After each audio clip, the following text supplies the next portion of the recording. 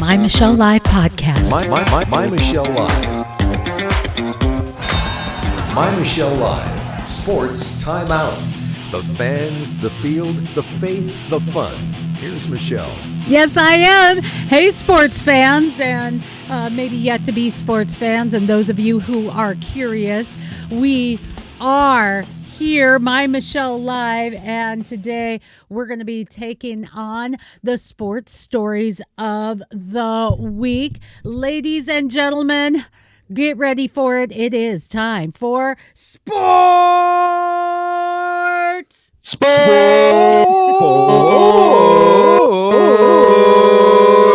me introduce you to the round table of fellas joining us today. We have with us our very own sports encyclopedia. He is the author of Thunder Sports Network. He is, I should say, co-author. He is a veteran sports reporter from the Seattle area, Rich Hallstrom. Encyclopedia Rich. Right on. And then we have with us pastor, chaplain, coach, player, the reverend of all sports, Garrick Payne. Get ready to get paying. Get ready to get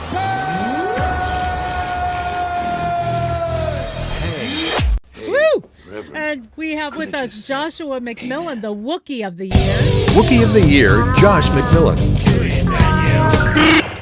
And of course, he is a photographer and author. In fact, yeah, see that moon behind him? He took that. He made that. It was cool.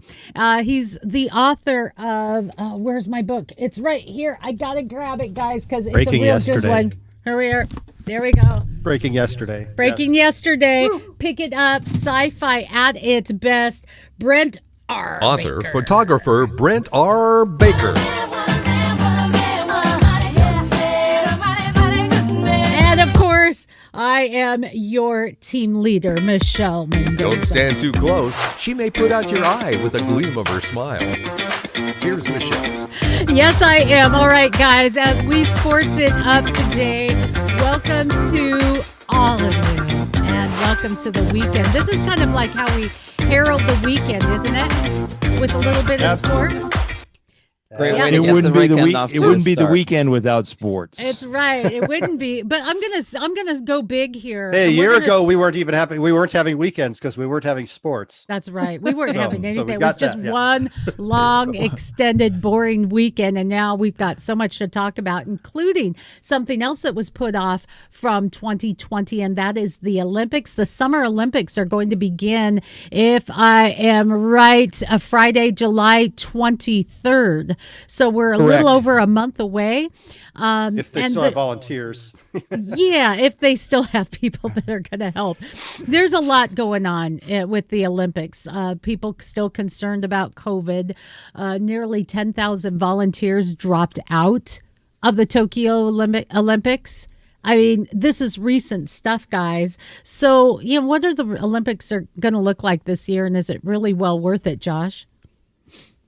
Yeah, I mean, I feel like it's still going to happen. It's just, it's difficult because the Olympics on a good day are a logistical nightmare.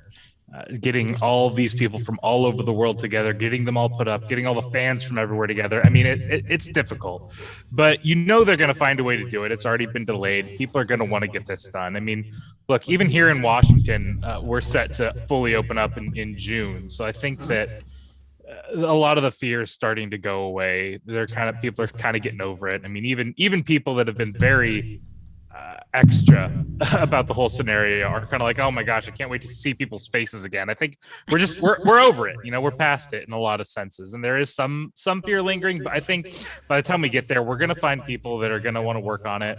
And people are hungry for sports. We know people want it, so it's going to happen. Yeah, but what about all of these people dropping out? I mean, is it fear over COVID still?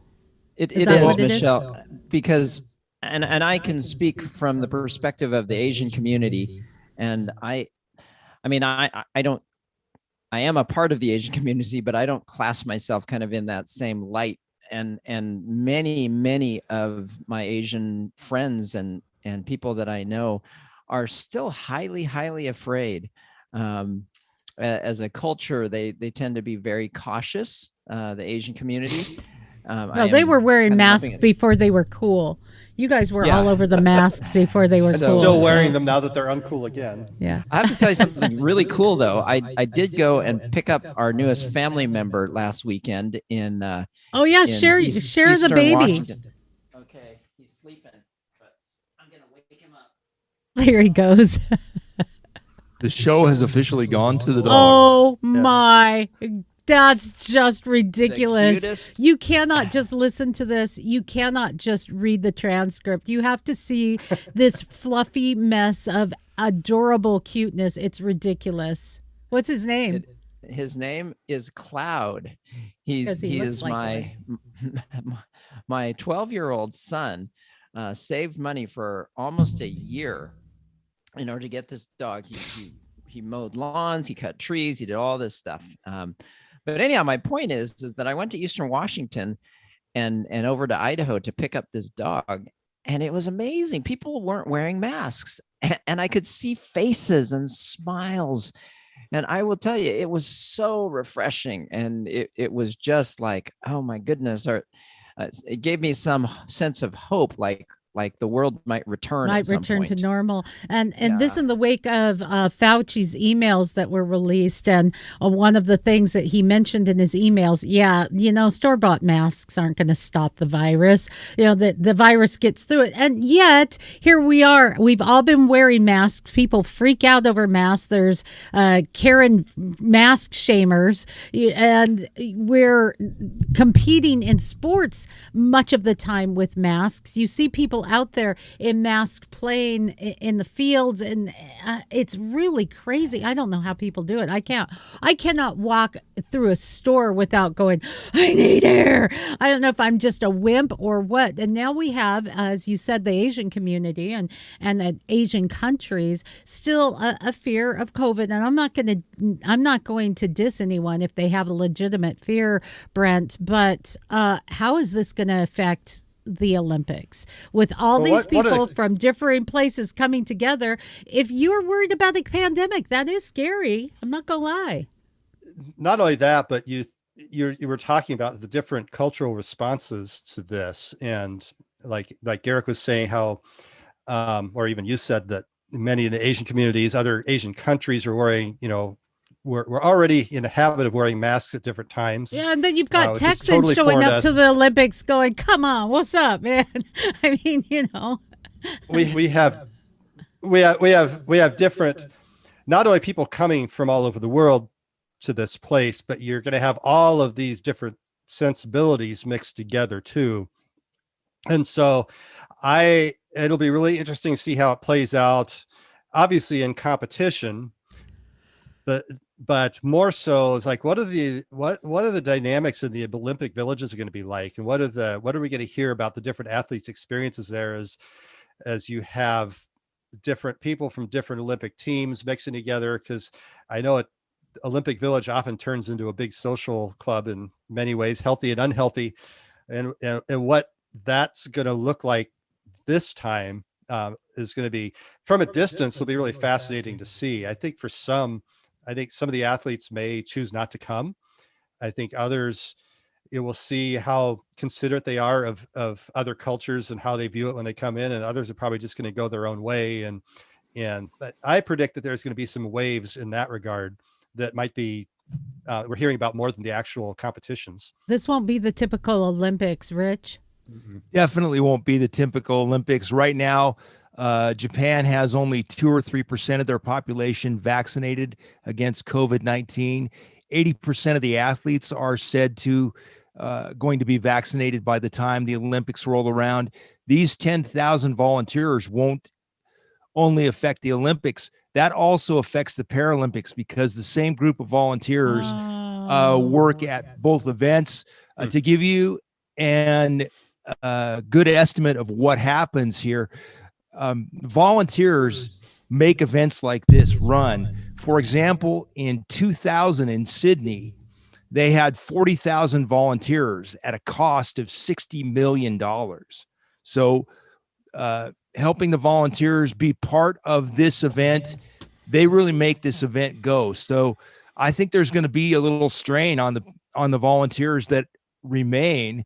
And it's going to be interesting to see how the Tokyo Olympic Committee and Paralympic Committee and all the host committees that go into that deal with this, because they've spent over $15 billion, and only 6.7 billion of those dollars are not public funds.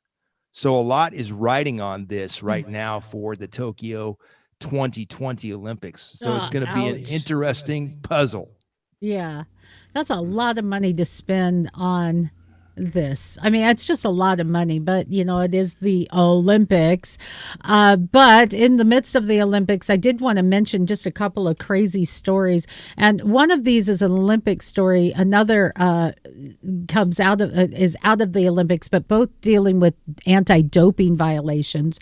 A reigning Olympic gold medalist from the United States, she's a hurdler, Brianna McNeil, is facing a 5-year ban for anti-doping. And then outside of the Olympics, more Kentucky Derby drama. Someone's got to give me an update because I haven't followed up on this. Medina Spirit's second Kentucky Derby post-race drug test was positive for steroids, according to a lawyer. I mean, what's the real standing, and do we know who the winner is? And there's a lot of drama, a lot of drugs. Can I do the really shortened version? Because there's a lot of medical words in there, and I don't want to pronounce medical words on a Friday afternoon. It could get very complicated. Anyway, lawyers for Bob Baffert and lawyers for the Kentucky Derby and all the parties concerned, the first drug test wasn't good enough, so we had to go get a second drug test. And as we found out, there's a very small amount of a steroid in that drug test, but the drug test tested positive once again. So 2 positive tests. Bob Baffert is banned for 2 years from Churchill Downs. The next step is Medina Spirit probably will be disqualified as the winner of this year's Kentucky Derby. So that's where we stand. The short Reader's Digest version, another bad look for the sport of horse racing. Wow. So a lot of drugs going on. Sorry about that. But didn't he pass a drug test in order to be able to run in the Preakness? Yes, he did. He passed, but that's another test for another race. And this is another one of the ideas, Garrick, that Bob Baffert is putting forth.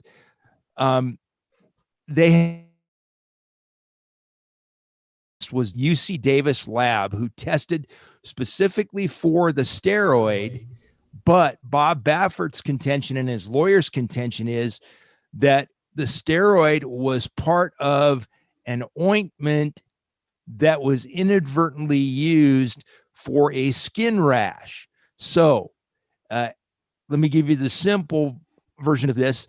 Bob Baffert and his lawyers are saying that we didn't intentionally mean to put that steroid in the horse's body, that it was part of the ointment, but it was not a major part of the ointment. So that is part of the wrangling back and forth.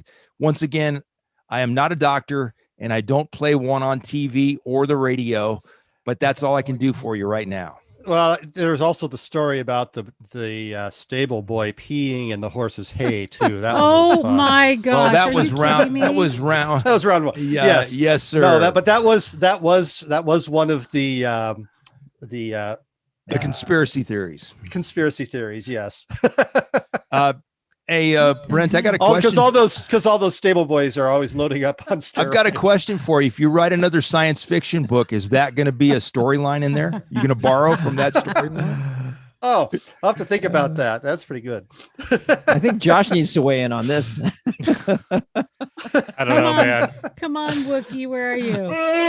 I've just enjoyed seeing the ridiculousness that's come out of it. And a lot of people have said, like, this guy, maybe he had the benefit of the doubt the first time.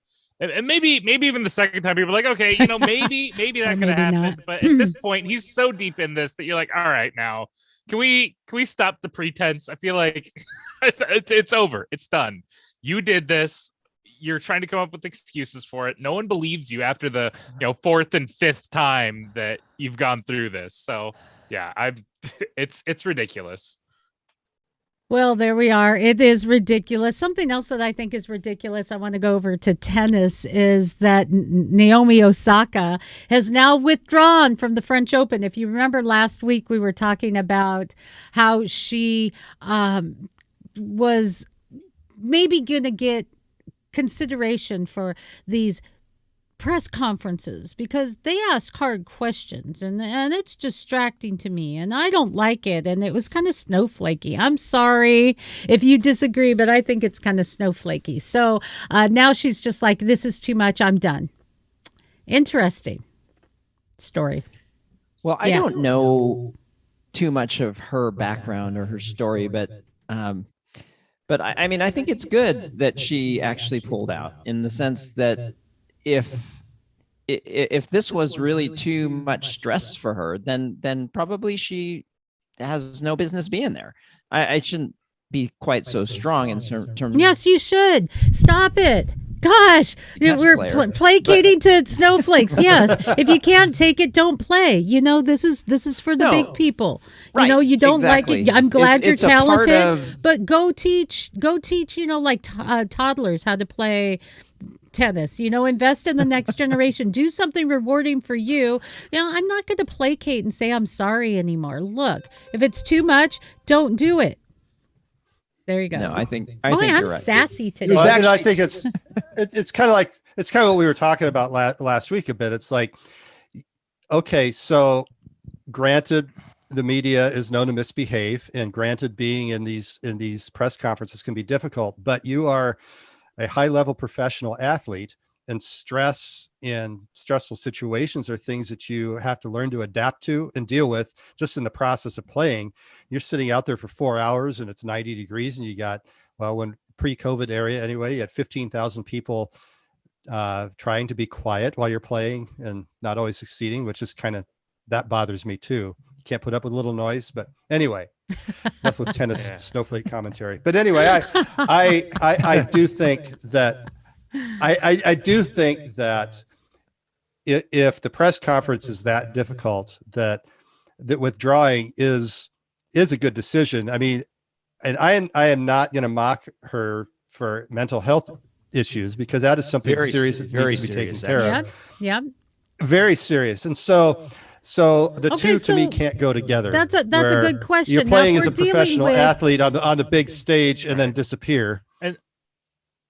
Go ahead, Josh. This is something that I've actually been debating a lot with people on Twitter about, because in my view, this comes with the territory. This is part of the job, and a lot of people say, "Well, we don't pay for the interviews. As fans, we're paying to go to the events." Like, well, that's not true. If you look at those, look how many people with salaried jobs are sitting in that room asking questions. We have an entire market built around this.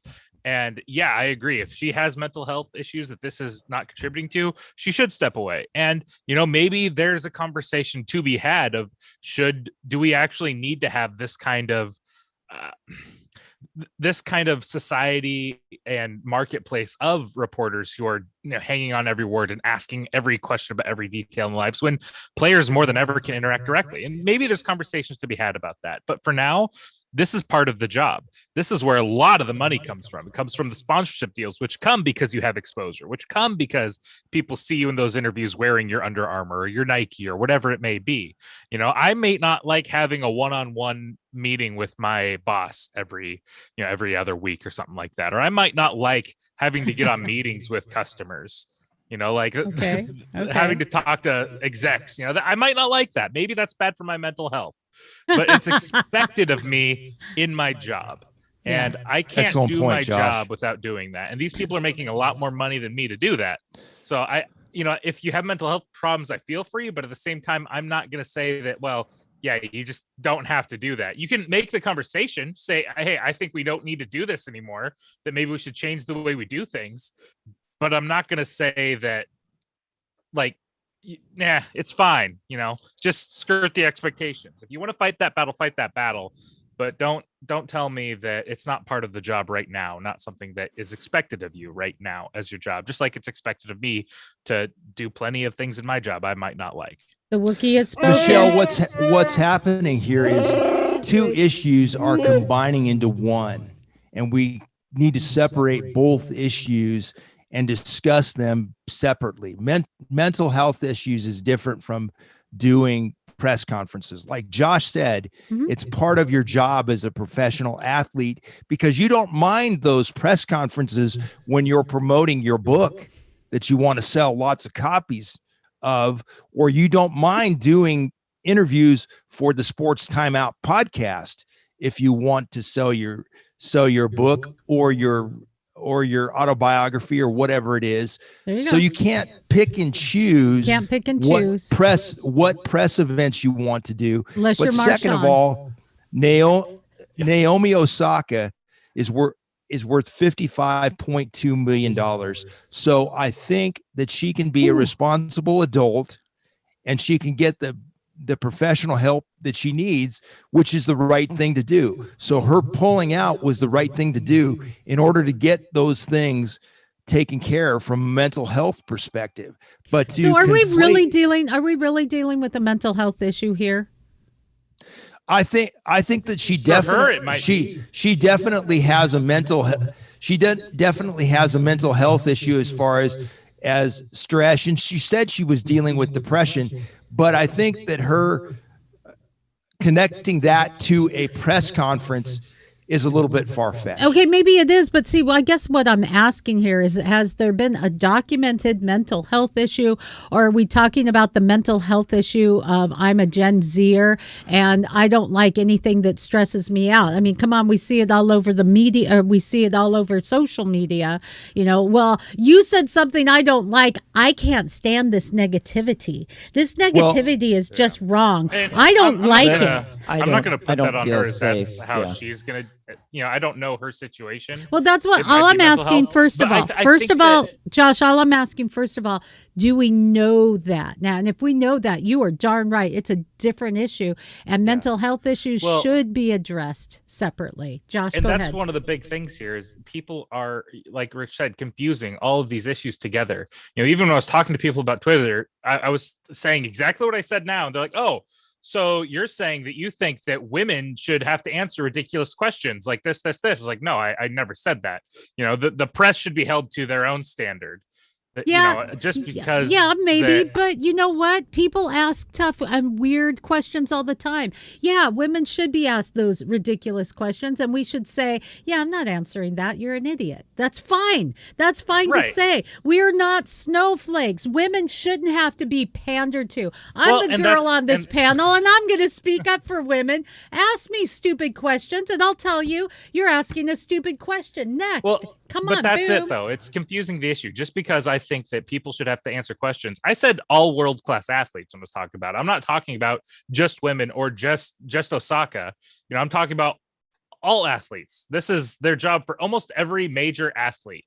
This is an expectation for major athletes in the world. And just because I mentioned that in regards to this issue doesn't mean I'm talking about all women. Doesn't mean I'm talking about just Naomi Osaka. Doesn't mean that I'm getting trying to say that, oh no, she definitely doesn't have any mental health. She's just, a Zoomer or whatever, there's all these issues that are getting conflated into one, and they're separate issues that need to be tackled separately. Does the industry need to change? I don't know. Maybe.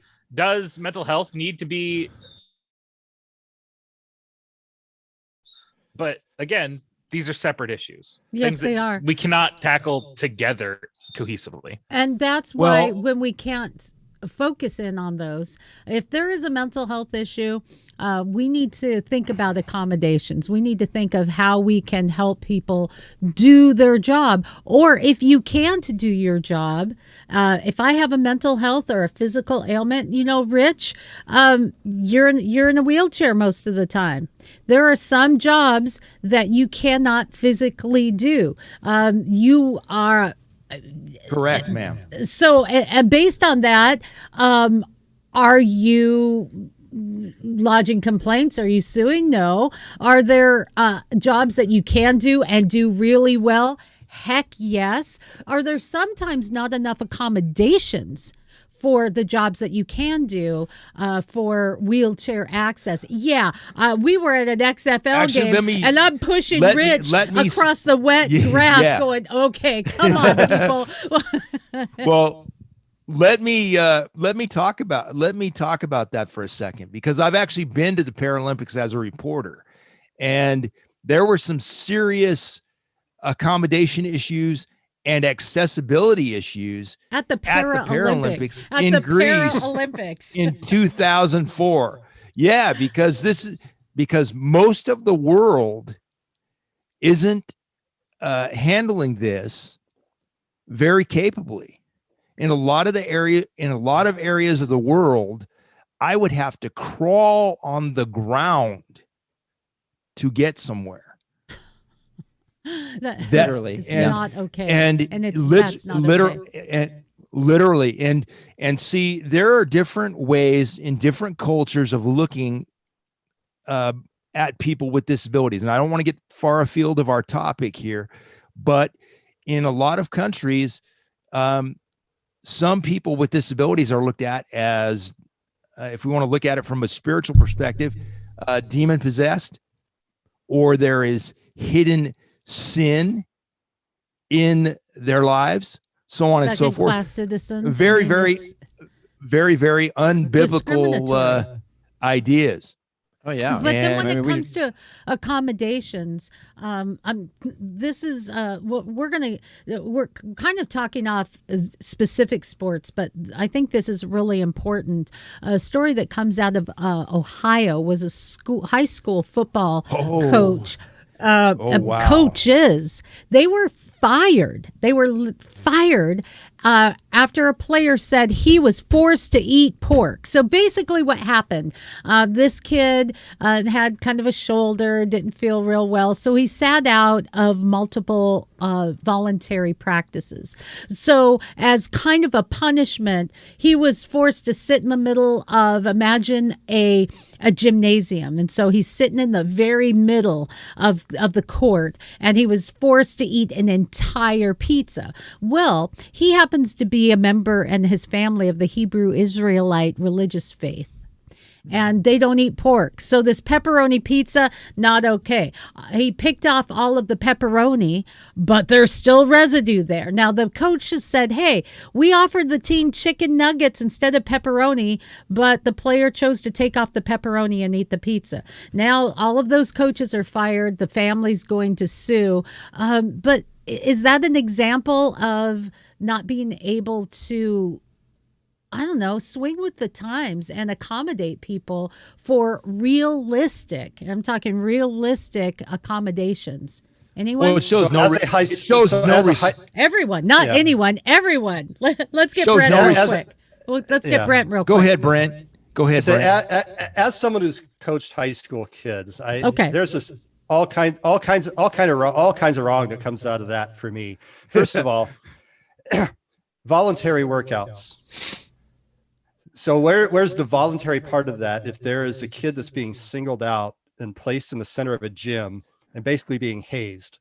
Yeah. Okay. That's exactly what it is. Hazed. That's exactly. So that's what that is. And that's done by the coaches, not by the other kids. Although I'm going to say, you could say it's hazed, but if I were a high school kid and I got a whole pizza to myself, I'd sit in the middle and be like, okay, bring it. So, but I get you. I get that. And secondly, I think it's vague what actually happened with the pizza. I mean, if the kid knew that the kid, I mean, it's a high school kid, so he's not like totally ignorant that there might still be residue on the pizza or not. He still ate it. I think there's a little bit of responsibility there for him. It's like if he had options or not. Did he feel like he had the option to refuse? That's a good question there. If he felt like his position on the team is endangered, that sort of thing. And that's all up to the coaches to not have that type of environment. Exactly. Because a voluntary workout is a voluntary workout. These are not professional athletes getting paid to show up to training camp. And this is also a violation of the kids' the player's religious beliefs, shows no respect on that We're level. understanding. So and that's well, kind of maybe. see, I think and I think that's where it's gray here is I don't know how much they understood that, and if the kid pointed out, hey, I'm not supposed to eat this because of what I believe. That's what makes if he's unclear about that, then there's a little bit on him too. But I think that the environment that the coach has set, where they're punishing kids for not participating in voluntary workouts and singling them out. And this Okay, is football, that part's so there's going to be not a okay, big group of kids. Yeah. Let's bring up something else, though, as well, that now the parents are saying, now we're going to sue the school district. You know, I'm wondering where we have lost, and I don't know the ins and outs, and I'm not going to blame the parents and say they're doing something wrong, but I'm going to say, where is that learning moment in saying, you know, this is our faith, this is our belief, and use this as a moment to say, look, this is not okay. We go right to, oh, we're gonna sue, we're gonna bring you down. We need to have a little bit more understanding in some of these cases. Am I wrong here?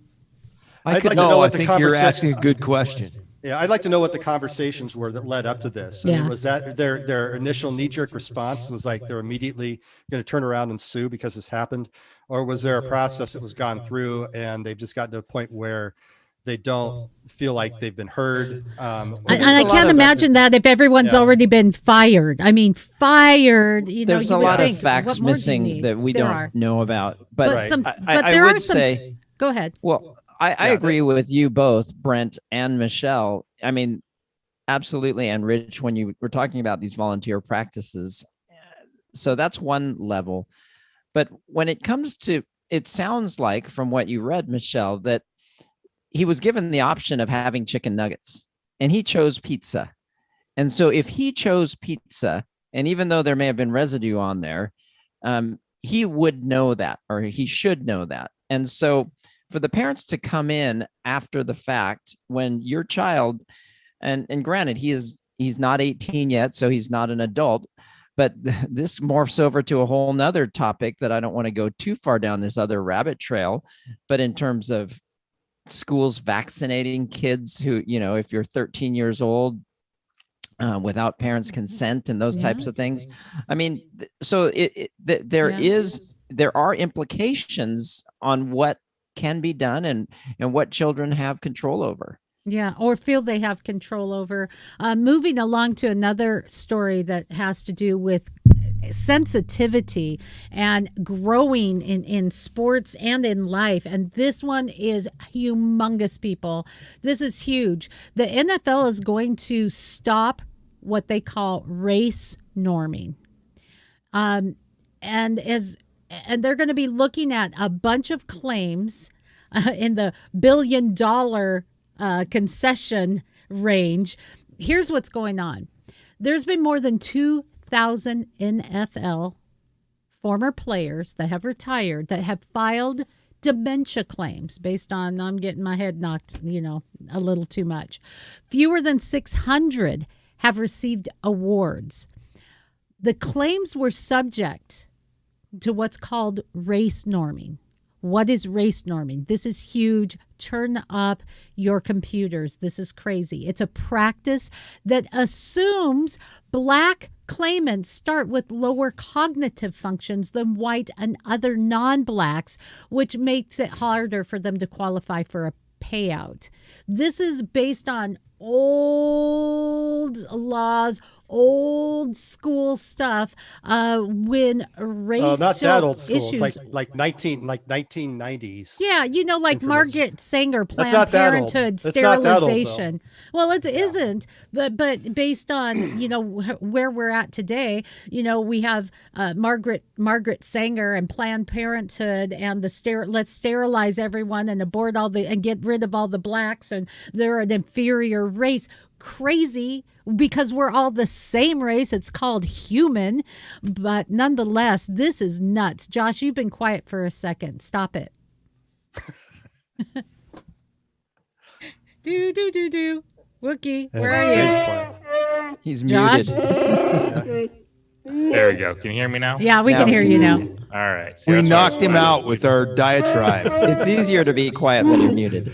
It is. I know. It's a weird concept. No, this is something I've talked a lot about because I think it is one of the more ridiculous things that we run into today is the assumption that people are worse or better based on the color of their skin. You know, people are worse or better not based on that, but based on many, many other thing that doesn't have to deal with the level of melanin in their skin. It's the new racism that we face in this day and age. And I hate it. It's the most ridiculous thing in the world to me. People have a lot of different things that they go through, right? And there are people that have a leg up in life, people that got to start off life going to a really good school, having a really stable family, having a good home that they lived in their entire lives. And there's people that don't. And that is not based on skin color.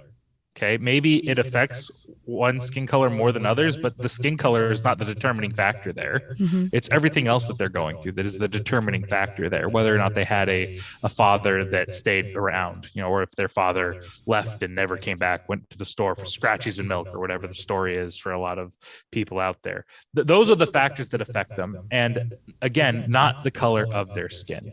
We should never discriminate against things based on the color of skin. I use this analogy a lot.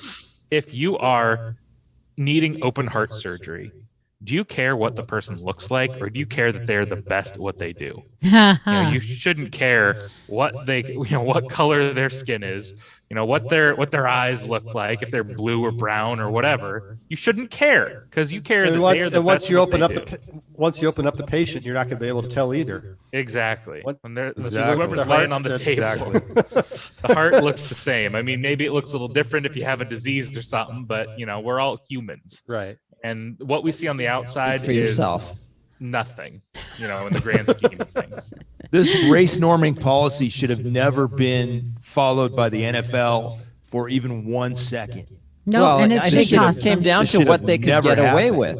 I think it came down to what they could get away with. I think they probably proposed this, and at the time, the NFL players or the NFL owners were predominantly white.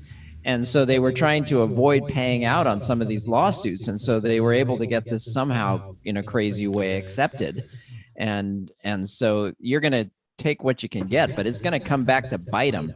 Well, this has nothing to do. I hope it has bites nothing to them do hard. with science. It has nothing to do with science. Let me beg to differ with you for just a moment, Rich. These things were based on stupid science of the day, which is exactly Fauci science, which is exactly why you don't use that term, settled science. Come on, Fauci science. Oh, yeah, I'm wondering. You went there. Even again, this stuff. I mean, it was based on some pretty shaky science from the 90s. But I'm like, even in the 90s, it's not like we're talking about 1870. You're right. I mean, their team of lawyers, the NFL's lawyers that were involved in this, they all should go down for malpractice because there's no way that was going to stand forever. It should cost them big time. I'm sorry. There is no room for that. That is absolutely ridiculous. So, Rich. Did you see? Take a look at your buddy sitting next to you on the Zoom thing there, Garrick. I'm Lady with Justice. His blinders on. Oh my gosh! Hey, Josh, I think it's time for you to take us in a whole nother direction. It's time to talk a little bit of baseball.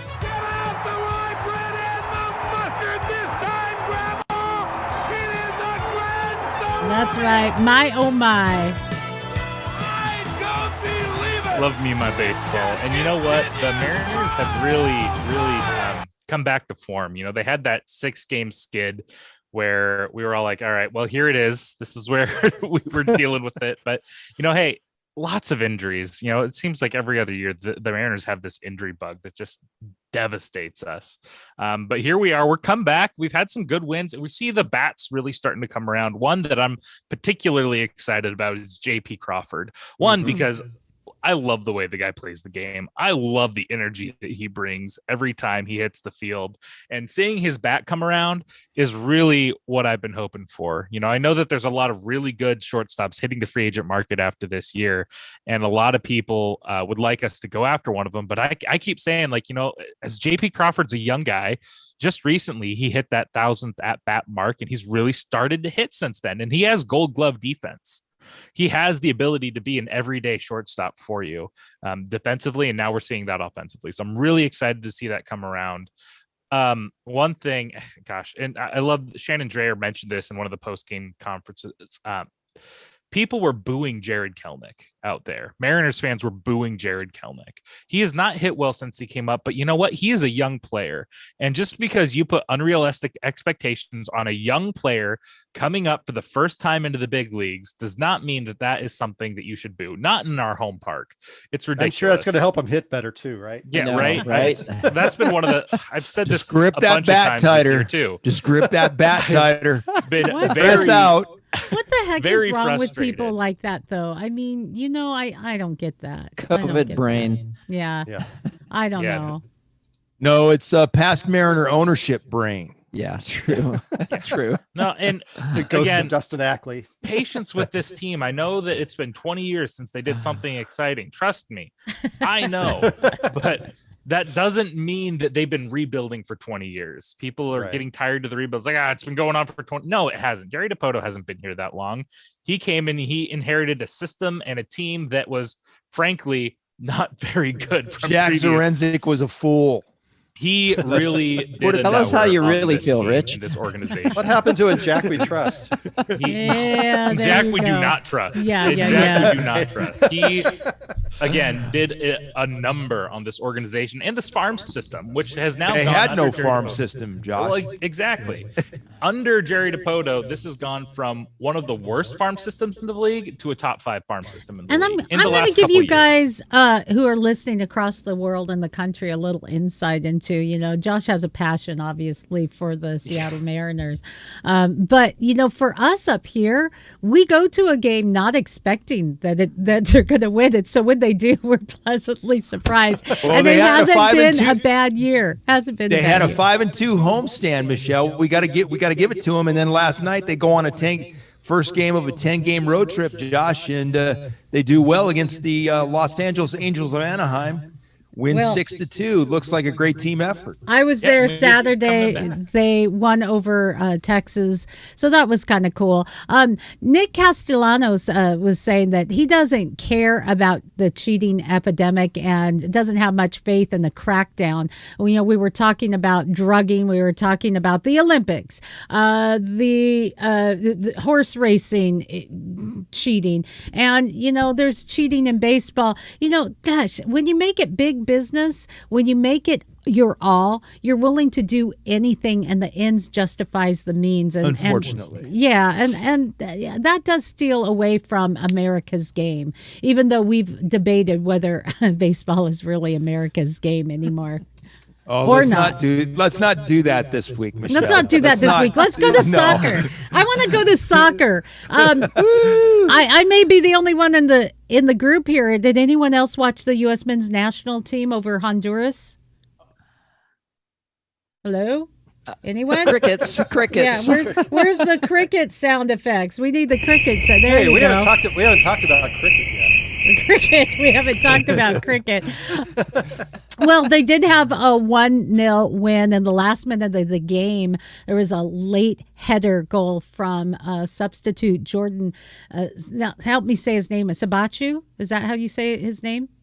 Bless you. Let's go with it. Thank you. It was his first goal for the team. It was like, I don't know, 2 minutes left to play. So that was great. Although Honduras is not I'm not no slam Honduras, but they're not really a power player in the whole national team playing field, but we will take the win. That was great. In the United States here, MLS standings has my team at the tippy top of not only the Western Conference, but the Supporter Shield.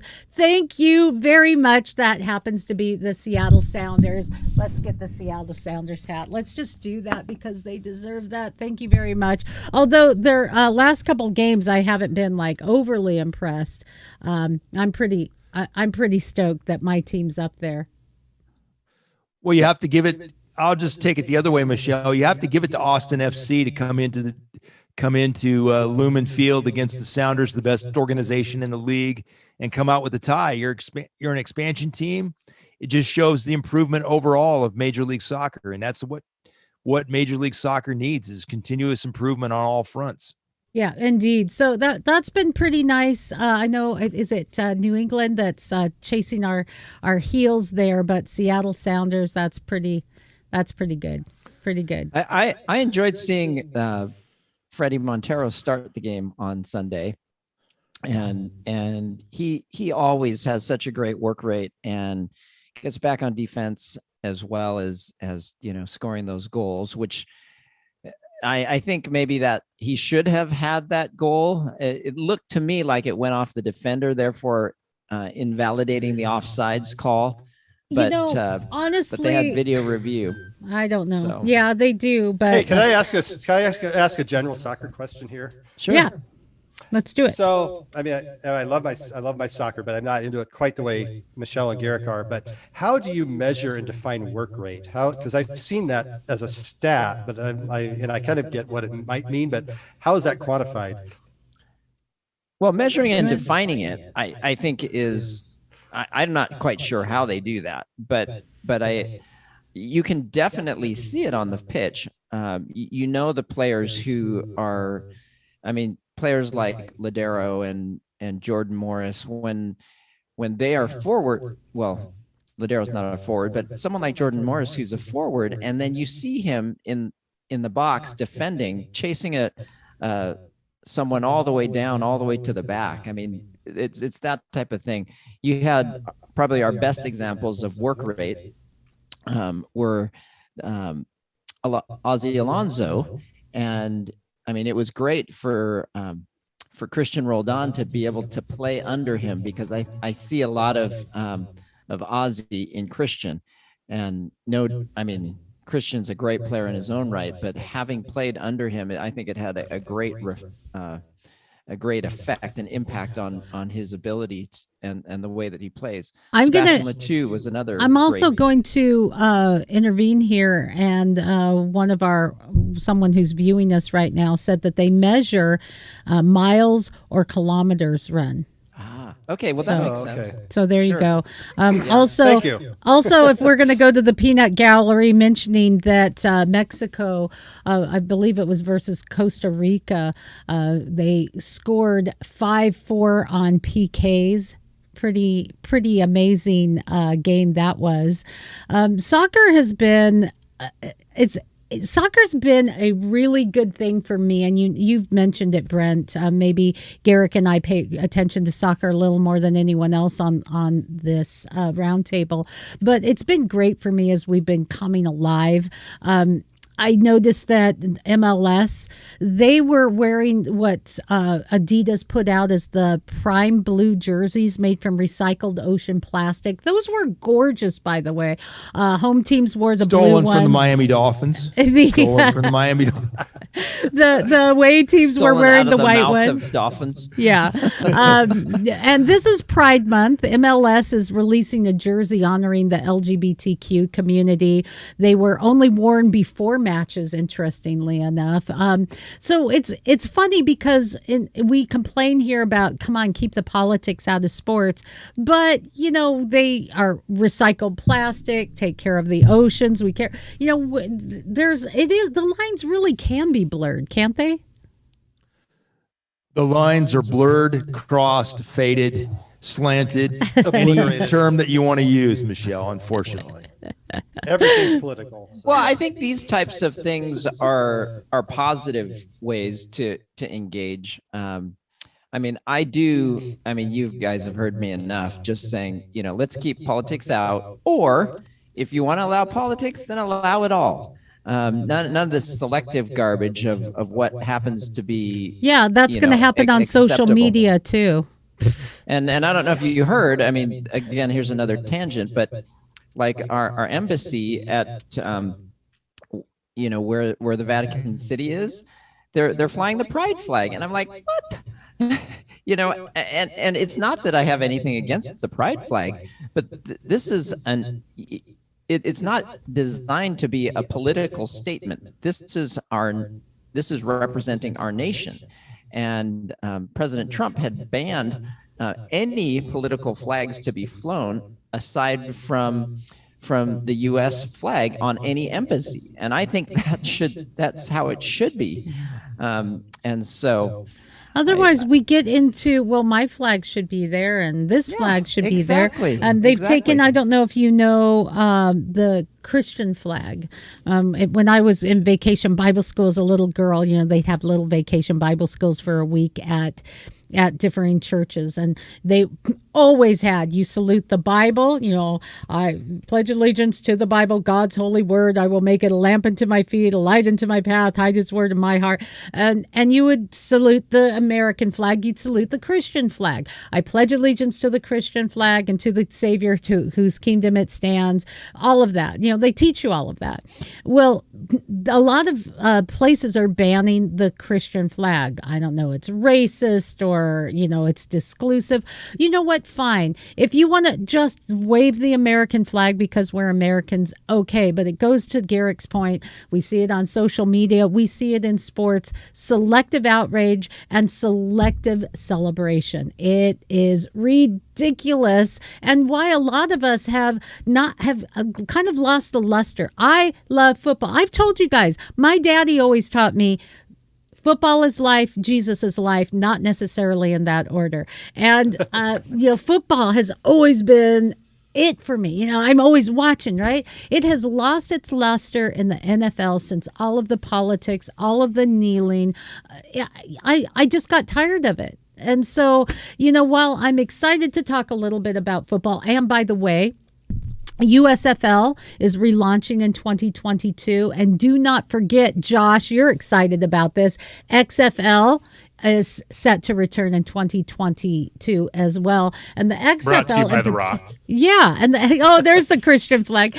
The XFL in particular kind of steered away from the controversial subjects. They didn't have cheerleaders that were, you know, dressed kind of, you know, well, you know, where that's kind of the focus, or yeah, you know, I mean, because that can be not as family friendly to a degree. They were very proudly displaying the flag. There wasn't all of the politics. So, you know, maybe that's part of the reason why the XFL was on a trajectory to really make it. We liked it. I loved it. Yeah. Oh, it's gonna be a battle between the XFL and the USFL for that spring football market, because the USFL does have a history, and they made great waves, provided Jim Kelly with an opportunity to play. Steve Young got his start at the LA Express. Okay. So it's going to be a battle for that spring football dollar, because that market is out there. Football is XFL. USFL, who's going to make it? Well, I don't know. I can't predict, but I'm going to root for the XFL. I mean, what are you bringing back a 25-year dead league for? Well, what the heck's that? No, I liked the XFL because well, first of all, it didn't make any bones about being a direct competitor to the NFL, which the XFL tried to do back in the day. The XFL, whether you want to call it a developmental league or a last chance league, it was different. And it was different in, I think, the way you had access to some of the players. I mean, I remember Brock Heward, like, interviewing guys as they come off like during the game, and that kind of stuff that you won't see in the NFL. And I think rightfully so. But I think it's just the way that minor league baseball is much more accessible to fans. It's more affordable. You can sit there outside the bullpen and chat with players during the game and that kind of stuff. I think the XFL has more of that kind of appeal. So I want to root for it for that reason. All right. I think Yeah, Garrick. I don't think they're mutually exclusive. I'm just going to say I think there's a lot of football money to be had in having more football out there. That's not just the NFL. Okay. And I think that there's a lot of fans that would love to go to football games that can't afford it because it's incredibly expensive to go to a football game these days. Yeah. And the XFL made a point to get into a lot of markets that want a football team. St. Louis, they lost the Rams. They had some of the biggest turnout every week. I think they actually lost 2 football teams because if you think about it, they lost the St. Louis Cardinals and they also lost the Rams. Yeah. So I will have to say I love the coaches being mic'd. That I think that's really cool. But well, if you've got Jim Zorn, but if you got some of the other guys, it's kind of like a bleep or bleep moment. A little bit colorful. But I think that it's challenging. However, I mean, with both the USFL and the XFL, when you've been watching NFL and then you switch over, because you have this expectation of excellence and the ways that these players, I mean, you almost get spoiled because it's like, well, of course they should catch that pass. Of course the quarterback should make that connection. But do you feel that way when you watch college sports? Well, not as much. No. Yeah, I think it's true. Now, wait a minute, Garrett. You got to be honest. If your team gets blown out by 3 touchdowns, you want to see him play a whole lot better. Oh, absolutely. No, I'm not arguing with that. It's just that and this is why I'm saying, I think this is why these leagues maybe have a little bit of a challenge because yes, you can get a ticket cheaper, but it's not the same. Well, it's a different game. Well, I think understanding look you're at watching, it as being a different game. When I think that's the challenge because it's something at the level of a college or a Canadian, it's a pro league. That's the thing is that your expectation is that it's going to be a pro league. Yeah. So, if you watch the Canadian Football League, which many people don't, but in the early days of ESPN, sometimes that was how they filled programming and you had to watch it all the time. But if you watch something like the Canadian Football League, you get a more another level. That's pro football. It's pro football, but it's not NFL football. It's better than, it may not be better than say play, an SEC game, but for most college football, it is going to be a higher level of play. And I think that's what you'll see with the XFL and the USFL is you'll see, again, these are still guys that are probably in the second, say the 50th to 75th percentile of college players who maybe aren't good enough to make it in the NFL or are marginal NFL players, but they still got some football left in them. And I think you'll see guys, you will see, I think, more guys playing because they still love the game as opposed to guys that have to play because they have to finish out their $50 million contract or they're playing for their next contract. And you guys that are playing for their football lives, there is a hunger there that you don't always see at the NFL level. And the USFL and the CFL have produced NFL players in the past. The US definitely. But we all know that the reason Warren Moon had to go to Canada is because nobody wanted a black starting quarterback in the NFL. Yeah. And anybody who tries to challenge me on that, we can have a great debate on this show. So if there's anybody out there that would like to challenge me on that fact, let's go for it. But CFL and USFL have both produced players for the NFL. USFL, Herschel Walker, Steve Young, like I mentioned, Sam Mills, linebacker for the New Orleans Saints for a number of years.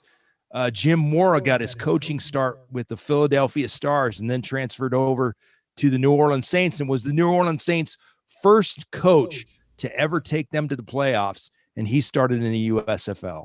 So you got to use the alternate leagues as a springboard to something greater. Michelle? Well, guys, we are about out of time. Any other football or sports related stories you want to bring up before we go to our final shot? My only one would be the discussion around Julio Jones going on out there. Don't get me wrong. I love Julio Jones as a player, but please do not. We don't need a him. bunch of picks for him. The Please Okay. do not. Seahawks we have For a the don't great need him. Seahawks. receiving core, Yeah. and he has a The huge Seahawks contract don't that would need just him. weigh us down. If we're going to talk about bringing in a veteran that's on the back nine of his career like that, there's a guy out there right now. His name is Larry Fitzgerald, who's not on contract anywhere. If you want to bring in that kind of guy, that can be that, bring him in, if you have to. But even then, don't. We have John Ursua out there, who I am really excited to actually see play football. You just at want a some trip point. to Hawaii, man. I'm convinced. I'm convinced of that. You just want a trip to Hawaii. Hey, I'm not going to say no to a trip to Hawaii, but have you seen Come John on. Ursua play football? I mean, he has that movement that not many people have, or he moves like a cat. I want to see him out there on the field, and we have other guys that I would like to see more of a chance for them as well. We don't need it. We got top two. We have the best, by the numbers, we have the best receiving duo in our conference, and we have one of the toughest conferences in all of football, and arguably one of the top 5 receiving duos in all of football. So please do not go out there and get Julio Jones. All right, Josh, tell us what you really think, right? We really have that problem in this roundtable. We need to be a little more forthcoming. I'm thinking maybe we'll work on that, guys. Fauci science. Fauci science. Fauci science. That cracked me up. It's time for our final shot. I'm going to press the button and nothing. I go button. Yeah. Final shot. Final shot. We go around the round table. Everyone just gives a shout out, a thought, as something of that nature. Brent R. Baker, it is time for you. Author, photographer, I Brent think R. mine Baker. Go to TJ Olson, All right. who is the son of the recently retired Greg Olson, who played for the Seahawks last year. He's been awaiting a heart for a transplant. Oh yeah, And yeah. They found a donor for him. So great. just praying that everything goes well with that surgery. He's 8 years old. So Amen. yeah. Amen there. Let's go to Encyclopedia Rich. Encyclopedia Rich. Well, I got to say this, even though I'm a big Carolina lover, I got to say this from along with my co-author in crime, Chris Brown. We got to say congratulations to Duke Blue Devils head coach Mike Krzyzewski. He's going to coach one more season, and then his former player John Shire, his number one assistant, is going to take over at the reins of Duke. He's been coaching Krzyzewski since 1980 at Duke. 41 number one draft choices or potential lottery picks during his time. Coached USA basketball to multiple gold medals. Probably the best coach in our lifetime in college basketball, guys. There you go. Our final shot from Rookie of the Year, our Josh Rookie McMillan. of the Year.